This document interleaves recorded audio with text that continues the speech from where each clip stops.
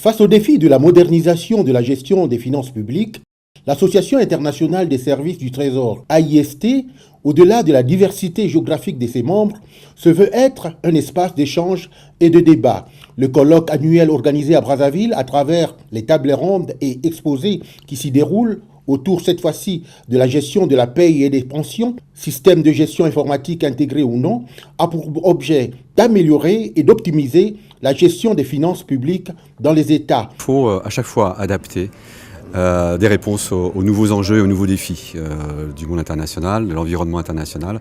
Et l'objectif, c'est de se réunir au travers de ce colloque une fois l'an pour essayer de voir quelles ont été les réussites, quelles ont été les difficultés et quelles sont les réponses que l'on peut apporter concrètement pour toujours améliorer et optimiser la gestion des finances publiques. La République du Congo, pays qui a engagé un projet de mise en place d'un système intégré de gestion pour traiter l'ensemble de ses opérations, a salué la tenue des présentes assises. Nous bénéficions des expériences des autres.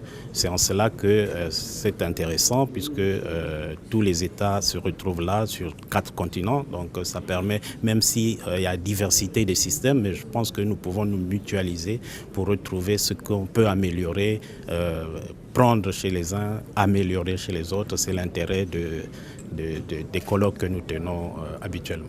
La Hongrie tient à partager son expérience en matière de liquidation des pays.